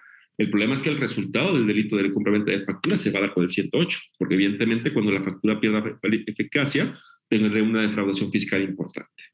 Entonces, yo lo que creo que en temas de compliance, desde el punto de vista fiscal, sin ser yo experto en compliance, para estar de frente a Maritza y demás, yo creo que lo más importante que tenemos que observar en materia fiscal es que la metodología que utilizan las autoridades financieras y fiscales para llevar a las empresas al cumplimiento los está generando un esquema de cumplimiento de mis proveedores. Si yo tengo un cumplimiento de ellos, estoy en riesgo, porque entonces cada día que salga de la federación listado un EFO, pues Dios que no sea uno de los míos, ¿no? Oye, pero tienes todo documentado, tienes todo arreglado. Sí, pues tienes que empezar a generar esquemas de cumplimiento en lógica de materialidad y en lógica de razón de negocios y en lógica de actividad preponderante ahora, ¿no? Es decir, tenemos un esquema, me parece interesante. Ahora, ¿cuál es el efecto principal? ¿Por qué es importante el tema de la plática? ¿Por qué es costoso no tener el compliance? Por los escenarios que se generan de combate. Es decir, administrativamente pones en riesgo tu permanencia desde el punto de vista de la facturación y de la adquisición de servicios financieros. Y como bien decíamos, vete y peleate. Pues sí, vete y peleate, pero vete peleante, ya te vas a ir a pelear contra el SAT y te vas a ir a pelear contra la inteligencia financiera. Ahí van dos, ¿no? Pero luego bajamos un poquito más. Identificamos que la defraudación fiscal, no voy a entrar en facturación y demás, porque no es el tema para mí, el tema es defraudación fiscal con lavado de dinero, como un tema de compliance. La defraudación fiscal en términos de diálogo penal tiene un tratamiento bien interesante, porque si nos vamos al artículo 11 bis, el 11 bis le asigna a las personas morales la posibilidad de ser sancionadas por defraudación fiscal automáticamente. Ahí no hay un requisito de que 3 veces y demás. El simple hecho de que sea defraudación fiscal automáticamente genera sanciones para las personas morales. Entonces ya tenemos un problema, ¿no? Oye, pero ¿qué pasa si además la defraudación fiscal supera 3 veces la fracción tercera del 108? Solamente vayamos ahí. Se considera delincuencia organizada. Y dicen que es delincuencia organizada porque hay 3 o más y hacen su payasada. Estamos en delincuencia organizada y la delincuencia organizada me lleva a extinción de dominio, ¿no? Automáticamente. Ya tengo un problema financiero, ya tengo un problema fiscal, ya tengo un problema penal, ya tengo un problema civil, porque acuérdense que la extinción de dominio es un procedimiento de una acción de carácter civil. Pero si además tengo defraudación fiscal 3 veces más y es calificada, hay prisión preventiva oficiosa. O sea, es como van acumulándose los escenarios. Y entonces eso viene el tema de subcontratación de personal. Subcontratación personal, si haces una defraudación fiscal en tema de subcontratación, se considera calificado. Y entonces, oye, ¿y cómo funciona todo este desgarate? Que nuevamente entramos en corresponsabilidad. Porque yo puedo tener una empresa que sea mi subcontratista, pero además yo tengo que fiscalizarla. Tengo que tener un compliance suficiente para verificar que esa persona que me presta el servicio de manera especializada esté registrada en el REPSE, esté pagando sus nóminas, esté pagando su IVA y demás. Si no hace eso, automáticamente, que es un compliance de él, que no me corresponde tanto a mí, por lo que yo entiendo, si no hace eso y no tengo esa información, todos los gastos que estoy realizando se vuelven deducibles y acreditables, ¿no?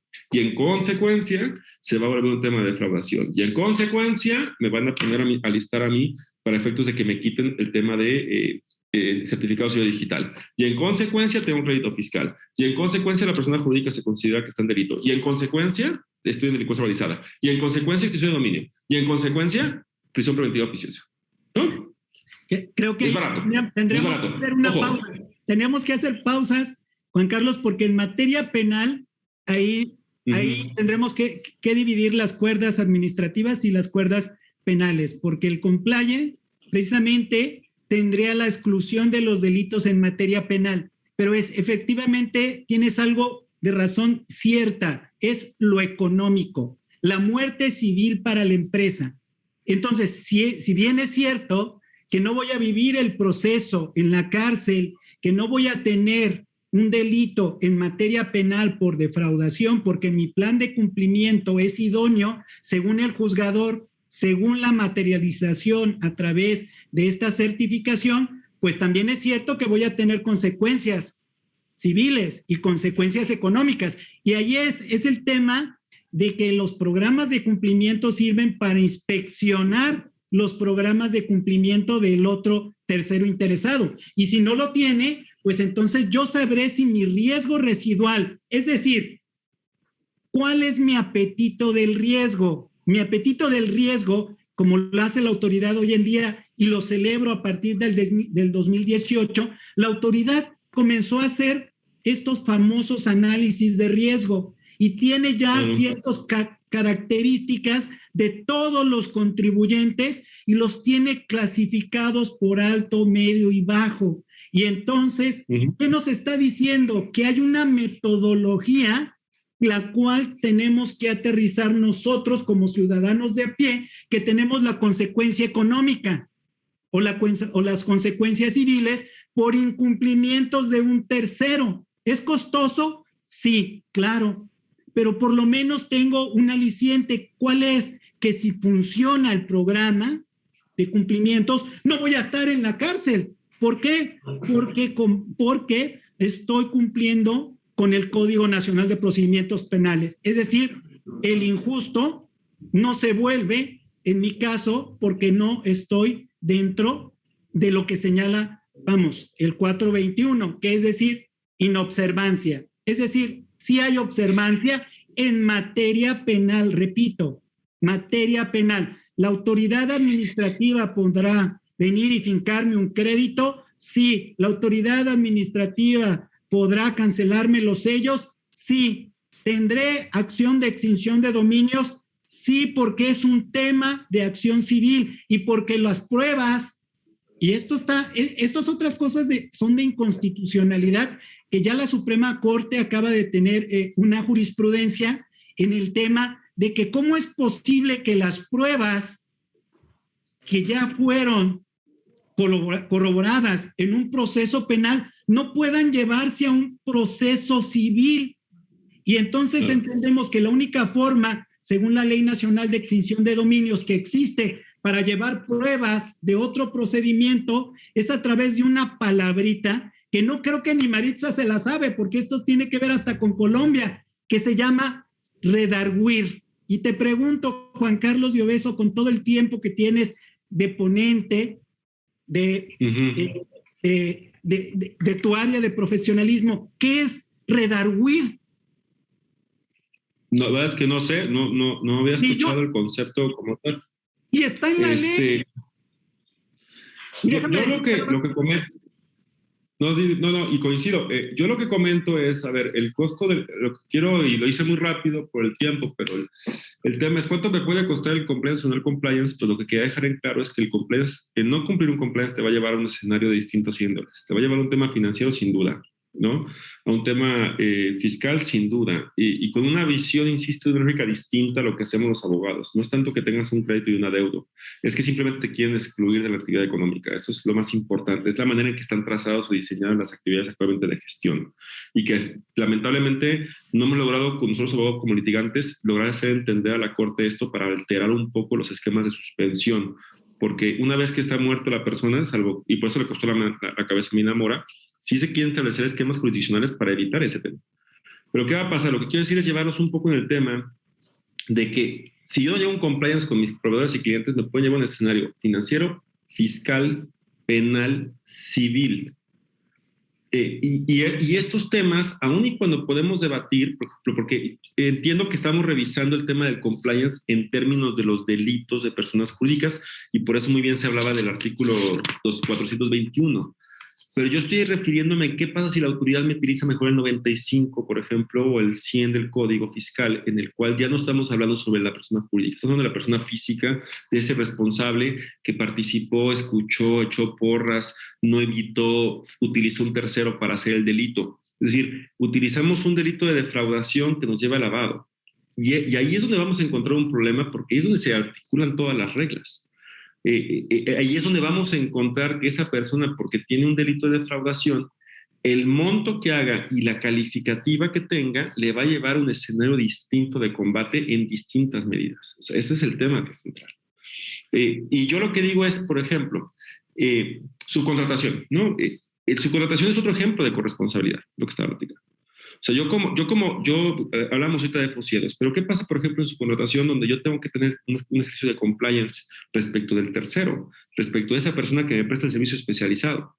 ¿Y qué pasa si ese tercero tiene en su cuenta social una actividad que se considera que es vinculada a la mía? Bueno, pues que hagan una MP y se acabó el problema, ¿eh? Yo creo que ahí va a ser una bronconona cuando apliquen una MP.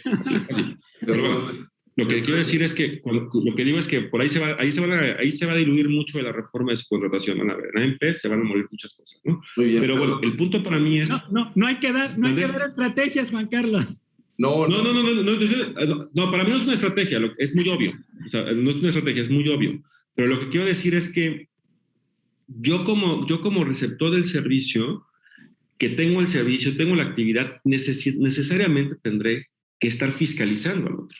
Y tendré que estar vinculando al otro. Y es lo que yo les estaba diciendo. Yo no sé mucho de compliance en términos de certificación, pero lo que sí sé es que en materia fiscal de 2014 para acá lo que hemos identificado es que el compliance accede a las funciones. Estamos en un escenario de metodológico que nos está llevando en el que las empresas están siendo el primer elemento de fiscalización de los otros. Es el esquema de corresponsabilidad. No estamos en un esquema de responsabilidad solidaria y esos temas, no. Estoy en un esquema de corresponsabilidad. Por eso cuando me estaba hablando ahorita, estábamos hablando de cómo participan los terceros. Yo creo que todo el diseño está diseñado con base en terceros, sociedad civil, en distintas etapas, desde la identificación con la ley de property, desde el tema de los efusieros, porque también tenemos terceros colaboradores en código fiscal para que vean, digan quién vende facturas, porque tenemos el código, fíjense, en la ley de delincuencia organizada, también tenemos personas que pueden participar. En la ley de extinción de dominio, si una persona va y se dice que ese delito, que ese bien procede de ilícito, se va a llevar el 5%. O sea, lo que digo es que todo el diseño para el combate al lavado de dinero, todo el diseño entonces, para el combate de defraudación fiscal, en cada etapa del proceso hay sociedad civil involucrada. Cierro nomás con el tema de extinción de dominio, y como bien decías tú, Efraín, salió hace poco, se resolvió la acción de extinción de dominio, la acción de inconstitucionalidad. Mataron mucho la extinción de dominio, la mataron mucho.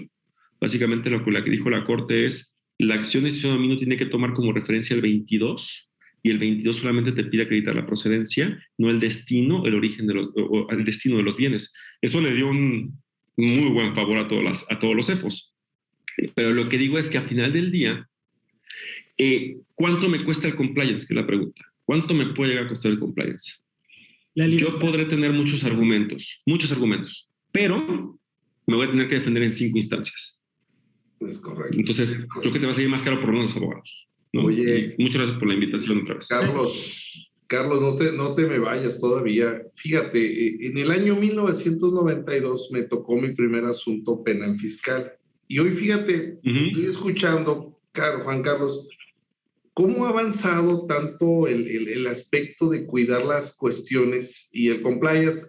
Es necesario, y de hecho aquí en el DEFIS, Efraín, vamos a tener que trabajar en abrir una línea de investigación de este punto. Mira, Juan Carlos, haz de cuenta que estás describiendo, aquí en la Fiscalía General de la República tenemos otro problema. Aparte de que tienes que entregarle tú a la gente del Ministerio Público en una carpeta de investigación todos los elementos de que tú cumpliste, porque toda la carga de la prueba la tienes tú. Y si tuvieras esa herramienta del cumplimiento de todas las obligaciones fiscales, sí, hablo de una cuestión de la teoría de riesgo creado. Los fiscalistas no medimos la teoría de riesgo creado. Tienes razón, Juan Carlos Lloveso, en el sentido de que ¿en qué se basaban hasta 1998-99 los asuntos de fiscalidad o de abogados fiscalistas? En defensa de créditos fiscales. En la naciente teoría de riesgo penal, de materia penal fiscal, Juan Carlos, fíjate, voy a poner un ejemplo en mi caso particular. En 20 años hubo, no sé, 15 asuntos penales fiscales. El año pasado, en 2 años, radicados aquí en la Fiscalía, hay 1,500 asuntos. En el despacho hemos visto ya en el campo profesional nosotros no menos de 40 asuntos. Juan Carlos, por eso te especializaste y por eso Efren escribe en el lavado de dinero. No nada más es lavado, es defraudación, es extinción de dominios, es delincuencia organizada. El 400 bis ya parece un bebé de pecho ese artículo, comparado con toda la dotación de delitos que le dieron en esta reforma penal fiscal a partir del 92, lo de facturación, por ejemplo, Juan Carlos, yo no he visto hasta ahorita una denuncia donde una persona diga del 113 de venta de comprobantes, el que le dé el de compraventa de comprobantes, ve cómo están razonando los titulares del Ministerio Público. Ellos quieren que tú, el imputado, el cliente, el empresario, les otorgue todas las pruebas y todo ese cumplimiento desmenuzado para saber si se va a vincular al proceso, si el juez va a valorar esto adecuadamente. Entonces, ¿es necesario el cumplimiento? Sí, sí es necesario. ¿Bajo qué teorías? ¿Bajo qué marco teórico? Ustedes, que son de los primeros en tratar estos temas, ¿se debe de cumplir o se debería de seguir un lineamiento, una metodología de procesos, doctora Maritza, para que el empresario, el micro, valore y tenga en cuenta, derivado de la plática y de la ponencia, lo que se está llevando a cabo? Ahora, Juan Carlos, en tu experiencia, ¿hay necesidad de crear una teoría, de un marco teórico referencial para este tipo de cumplimiento de obligaciones? Y también, ¿cuál es básicamente la teoría del riesgo creado para el micro, el pyme? Pues tenemos que darle solución. No creo que lo vayan a hacer los despachos, esa es labor de trabajo de investigación académica. Juan Carlos, Efren, doctora, hay que postular esas tesis para hacerlas a través de la investigación que realizamos en el DEFIS o en los posgrados de nuestra universidad o conjuntamente en nuestras instituciones, generar ese marco teórico, cuando menos de referencia para todos los pymes y para todas las micros y pequeñas empresas. El empresario quizás sí te pueda pagar muy buenos honorarios al profesional, pero el que menos capacidad contributiva tiene, menos capacidad de contratar un abogado especialista. Efren, ¿qué crees que le vaya a pasar? Y cierro y les dejo el uso de la voz. Juan Carlos, perspectivas, teorías rápidamente para resolverlo, que estamos en tiempo, para generar un modelo de cumplimiento para el micro y pyme. También para ti, Efren, se le cedo a Juan Carlos de Obeso y concluimos contigo, Efren, y con la doctora Marisa para que cierre el evento. Por favor, brevemente, 3 minutos a cada quien. Adelante, Juan Carlos. Mire, la verdad es que no tendría yo el modelo como tal, me dedico a un que es diferente, pero lo que sí que es importante es que tenemos que cambiar radicalmente la manera en que estamos hablando del tema fiscal. Es decir, la manera en que yo estudié el DEFIS hace unos años con Efren, los saberes profesionales que yo revisé no son los mismos ahorita ni nada de cerca. Y la manera en que se está afectando la materia fiscal y financiera, que es un poco el DEFIS, tiene que empezar a adaptarse a la realidad actual. Antes nos preocupábamos por unas cosas, pero eso ya no es relevante, sinceramente. O sea, la manera en que estudiábamos y la manera en que nos aproximábamos y lo que discutíamos ya no es relevante porque la manera en que se está combatiendo es diferente. La manera en que se está neutralizando es diferente. Y yo creo que el tema es, como bien dicen especialistas como Efren, Maritza, seguramente el tema de compliance. Yo lo único que digo es que para nosotros es importante tener cuidado de con quién te vas a llevar en tu actividad económica, porque tienes que tener un control sobre ellos, porque si no te vas a generar un problema muy serio. Y actualmente los problemas que nosotros traemos como despacho y desde el punto de vista también académico es justamente la afectación que implica el incumplimiento de terceros frente a tu situación. Entonces hay que tener un control mucho más relevante, lo que yo diría. Muchas gracias, Juan Carlos. Doctor Efren, mira, Juan Carlos, lo veo bien emocionado, Efren, y así como, discúlpeme, como el legendario Calimán pensando. Adelante. No. Adelante, Efren. No. Gracias, creo, Juan Carlos, la exposición brillante. Me refiero a 2 temas finales. Creo que hoy en día tenemos un escenario, un cambio de paradigma en el cual tenemos un Estado que este Estado ha iniciado un derecho penal del enemigo que lo ha instrumentado a costa de los particulares. ¿Qué quiere decir esto? Que estamos, los ciudadanos de a pie, estamos soportando toda esta carga administrativa. Mi recomendación es, si la autoridad está aplicando modelos de riesgo para generar matrices de riesgo, pues entonces los contribuyentes, los ciudadanos de a pie, tenemos que aplicar una metodología de riesgo, es decir, en pocas palabras, un enfoque basado en riesgo. Eso que decías que es muy importante, que tengo que cuidar a mi proveedor, tengo que cuidar al tercero, sí, existe y se llama recomendación 12 o recomendación 10 de la GAFI, es decir, una debida diligencia reforzada. Oye, es mi señora, aplícale una debida diligencia reforzada.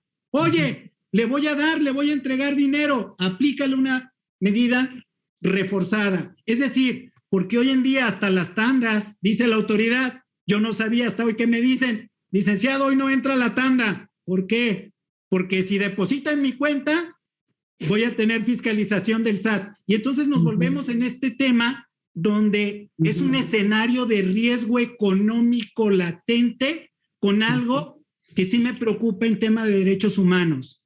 El tema de tener un Estado con un derecho penal del enemigo activo desde el 2018, con la ley nacional, con la reforma penal tributaria, con esta nueva reforma laboral que les importó el poder económico que tenía hoy en día los empresarios que soportaron las pandemias, que soportaron las fuentes de empleo y les importó que cumpliera nada más con los pagos de impuestos. Adelante, licenciada Maritza. Diga, doctora Maritza.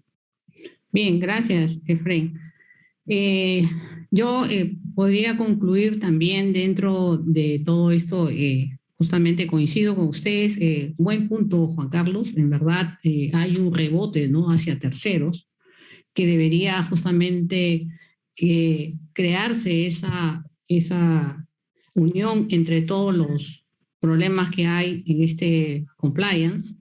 Yo le agregaría, desde el punto de vista profesional, la contabilidad, yo le agregaría un principio fundamental, que es la accountability, ¿no? Donde la accountability no la encontramos dentro de los principios fundamentales, ¿no?, del profesional. Entonces, esa accountability es un deber moral de rendir cuentas, obviamente con transparencia, ¿no?, y aceptando una responsabilidad como tal. Entonces, de esa manera yo creo que también podríamos ir integrando, ¿no?, el tema de compliance aquí a través, digamos, lo que hablaba Efraín acerca de la ética profesional, ¿no? Y otra de las cosas, y nuevamente, ¿no?, el tema también de la administración de riesgos. Hay una gestión integral de riesgos en las instituciones financieras inicialmente, ahora se ha trazado, se está trasladando a las empresas privadas y públicas, pero tenemos que también gestionar esa cultura de gestión de riesgos.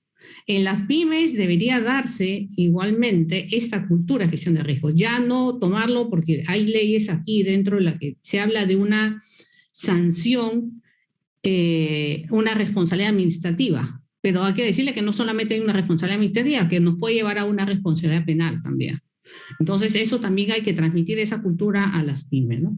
Muy agradecida por la oportunidad en este momento. Me he enriquecido mucho más con los comentarios de Efraín, ¿no?, con los comentarios de Juan Carlos, el mismo doctor José Fernández Zavallos, un poco más porque dentro del punto de vista financiero también es lo que hay que transmitirle, ¿no?, a las pymes, que puedes perderlo todo, ¿no? Lo puedes perder todo de un día para otro.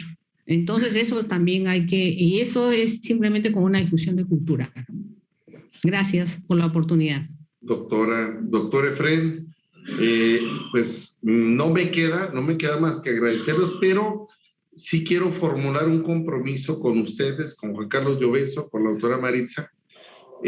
Vamos a posteriormente con Efraín se va a integrar también ya con nosotros, nos va a estar apoyando. Doctora, posteriormente le formularemos la invitación para que nos acompañe. Sí, es un hecho que vamos a abrir esta línea de investigación en el DEFIS, Efraín, Perfecto. Ya los estoy contratando, pero ahorita todavía, desde ahorita, ¿verdad? Porque uno de los directrices que ha manejado el maestro Gustavo Padilla Montes es generar un hospital PYME. De hecho, el CUSEA lo tiene, un hospital PYME ahora que fue lo del COVID. Y parte de esta situación es esta cuestión que está ocurriendo. Hay tantos asuntos y que mencionaron de ética. Obviamente estamos interactuando incluso con el SAT para ver los aspectos de ética empresarial tributaria, en el aspecto de que se retome como un valor y efectivamente tener la costumbre del empresario de acudir con el abogado para realizar toda esta serie de situaciones y de asesoramiento correcto. Bueno, no me queda más que agradecerles. Está cayendo por acá un tormentón marca Diablo que cae aquí en Guadalajara. No quiero que en un momento se me vaya a congelar la imagen, ya tenemos las baterías y todo. Y doctora, esta es su casa y muchas gracias. Tiene usted un convenio, un modelo para que formalicemos ese convenio, también con Juan Carlos Lloveso y con el doctor Efrén. Yo no me queda más que agradecerles y decirle a CTA que muchas gracias por la transmisión. Posteriormente va a quedar grabado el programa para que se lo sigan consultando cuando sea necesario. Muchas gracias. Gracias a todos por ese aporte académico de muy alto nivel. Hasta luego. Gracias. Muchas gracias, CTA. Gracias, Juan Carlos, María.